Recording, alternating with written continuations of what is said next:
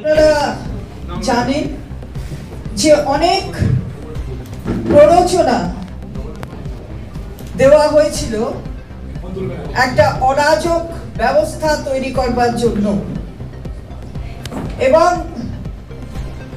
আজকে যে কর্মসূচির নামে বিশৃঙ্খলা তৈরির চেষ্টা হয়েছে সেটা আপনারা দেখেছেন যে পুলিশ কিভাবে তার প্রতিবাদ করেছে এবং অবস্থা নিয়ন্ত্রণের মধ্যে রেখেছে। প্ররোচনা দেওয়া হয়েছে ছাত্র সমাজের নামে প্ররোচনা, এই প্ররোচনায় গুন্ডা আমদানি করা হয়েছে এবং পুলিশকে অনেক জায়গায় আপনারা দেখেছেন যে তাদের এই আন্দোলনের নামে তাদের আক্রমণের শিকার করা হয়েছে। চণ্ডীতলা আইসি থেকে শুরু করে বহু পুলিশ অফিসার তাদের ইট ছুঁড়ে, কোথাও লাঠি মেরে তাদের আঘাতপ্রাপ্ত করা হয়েছে, কিন্তু পুলিশ তার ধৈর্য হারায়নি। পুলিশ কিন্তু অবস্থা সামাল দিয়েছে এবং শান্তিপূর্ণভাবে যাতে সবকিছু থাকে সেই দিকে নজর রেখেছে। ওদের অবশ্য একটা চাহিদা ছিল জীবন্ত লাশ, একটা লাশ চাই, একটা বডি চাই। সেই বডিটা আজকে হলো না, কারণ পুলিশ কখনোই ওদের প্ররোচনায় পা দেয়নি এবং ভবিষ্যতেও দেবে না। তাহলে কি করতে হবে? আরেকটা অরাজকতা তৈরি করবার ছক কষতে হবে। সেই ছকটা কি? 12 ঘন্টার বন্ধ। আগামীকাল একটা 12 ঘন্টার বন্ধ ডেকে দেওয়া হলো ভারতীয় জনতা পার্টির পক্ষ থেকে। আমরা বলতে চাই এই বন্ধটা কেন? সমস্ত বাণিজ্য বন্ধ করে দেওয়ার জন্য বুঝি? পুজোর আগে অনেক বাণিজ্যিক লেনদেন হয়, যার জন্য অর্থনৈতিকভাবে এ প্রদেশ অন্যান্য অনেক প্রদেশের থেকে, কেন বলবো সব প্রদেশের থেকে চাঙ্গা, সেটা বন্ধ করে দিতে হবে। অর্থনীতিতেও এইভাবে আঘাত হেনে একটা কিছু করতে হবে আন্দোলনের নামে। তাই আগামীকাল বন্ধের ডাক। আর আমরা বলতে চাই যে কিসের জন্য এই বন্ধের ডাক, এটা সবাই বুঝতে পারছেন। সাধারণ মানুষ বুঝতে পেরেছেন, সাধারণ মানুষ জানে যে আজকে যে আন্দোলনের ডাক দেওয়া হয়েছিল তাতে সাধারণ মানুষের যোগদান ছিল না, কারণ সাধারণ মানুষ বুঝেছেন এর পেছনে রাজনৈতিক চক্রান্ত কি ছিল। সাধারণ মানুষ জানেন যে এই বাংলায় বন্ধ হয় না, বন্ধের রাজনীতি এখানে চলে না। জবের থেকে মাননীয় মুখ্যমন্ত্রী এখানে এই বাংলায় প্রশাসকের মুখ্য ভূমিকায় আছেন, এই বন্ধ রাজনীতিটা কিন্তু বন্ধ হয়ে গেছে। তাহলে বন্ধটা আবার চালাতে হবে, এটা বুঝি ভেবেছেন তারা। আমরা বলতে চাই যে মহারাষ্ট্রে দেখেছেন, সেখানেও রাজত্ব করছে কারা সেটাও জানেন, ভারতীয় জনতা পার্টি। আর বন্ধ ডেকেছিল যারা বিরুদ্ধে, কিন্তু হাইকোর্টের অর্ডার এবং অন্য সমস্ত কিছু বিচার করে সেই বন্ধ কিন্তু তারা উইথড্র করেছে। অর্থাৎ তারা দেখিয়ে দিয়েছে যে কি করা উচিত এই ক্ষেত্রে। আমরাও বলবো যে এই বন্ধ প্ররোচনামূলক বন্ধ, অভিসন্ধি রয়েছে এর পেছনে। বাংলার মানুষ বুঝছেন এবং বাংলার মানুষ এই বন্ধকে সমর্থন করবেন না, এই বন্ধকে কখনোই সফল হতে দেবেন না। আমার খালি অল্পই আমি এর সঙ্গে যোগ করব। আপনারা দেখতে পেয়েছেন যে মিছিল আজকে যারা উপস্থিত ছিল তাদের ছাত্র নামধারী কিছু অধিকাংশই হুলিগান, ছাত্র সংখ্যা প্রায় ছিল না বললেই চলে।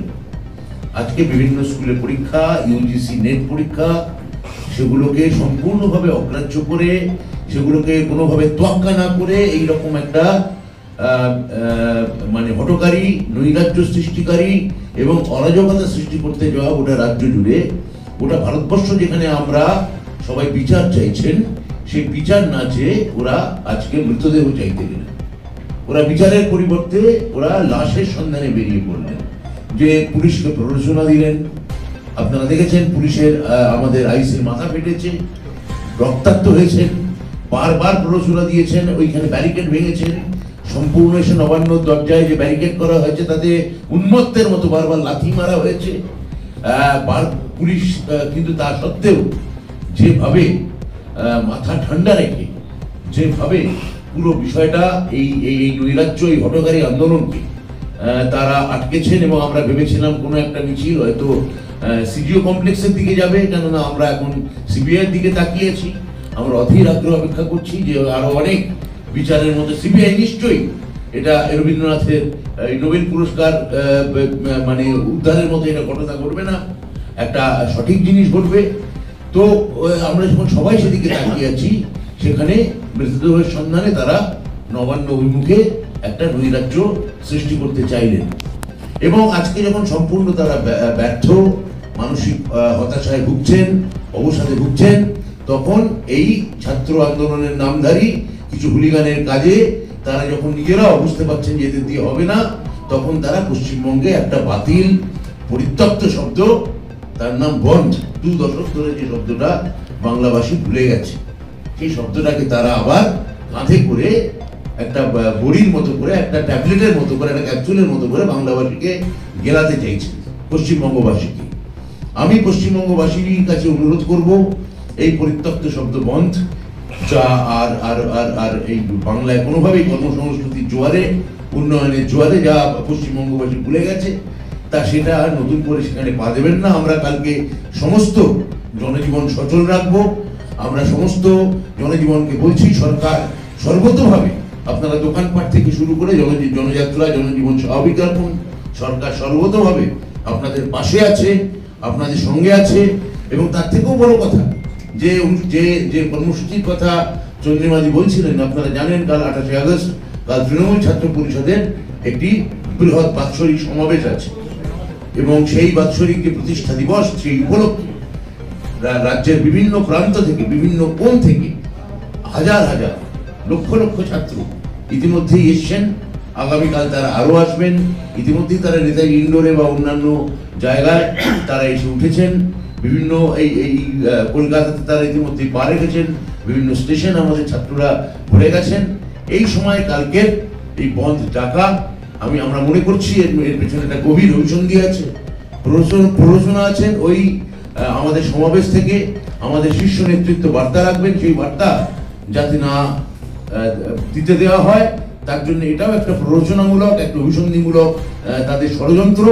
এবং আমরা পশ্চিমবঙ্গবাসীকে, গণদেবতাকে বলবো যে এই ধরনের প্ররোচনায় আপনারা পা দেবেন না। কাল আপনারা বরং আমাদের অনুষ্ঠান শুনুন। কালকে আমাদের নেতা নেত্রী তারা প্রত্যেকে, শীর্ষ নেতৃত্ব তারা কালকে তাদের বক্তব্য রাখবেন। এবং আমি একই সঙ্গে পশ্চিমবঙ্গের অন্যান্য যারা শুভবুদ্ধি সম্পন্ন রাজনৈতিক দল আছেন, যারা আজকের কর্মসূচিতে যোগদান করেননি, কর্মসূচি তাদের আহ্বান করা সত্ত্বেও যোগদান করেননি, আমি তাদের কাছেও অনুরোধ করব যে আপনারা এই নৈরাজ্য সৃষ্টিকারী বন্ধ, এই জনজীবন অচল করে দেওয়া বন্ধ, এই হঠকারী বন্ধ, একে কোনোভাবে সমর্থন করবেন না। আমাদের পশ্চিমবঙ্গে যে বিচার, আমরা সেই বিচার চাই হোক, যে জাস্টিস আমরা সকলেই চাই হোক, কিন্তু তার জন্যে এইরকম ভাবে মৃতদেহ সন্ধান করে বিচারের পরিবর্তে এইভাবে ক্ষমতার মসনদ দখল করতে যাওয়ার যে অভিসন্ধি বারবার আমরা আজকে লক্ষ্য করেছি, তার ফাঁদে পা দেবেন না, এইটুকু অনুরোধ প্রথমে চন্দ্রিমা ভট্টাচার্য এবং তারপর আমি বললাম। আমি অরূপ বিশ্বাস এবং আপনারা কিছু বলবেন? আপনাদের কারো কিছু বলার থাকলে আপনারা জিজ্ঞেস করতে পারেন।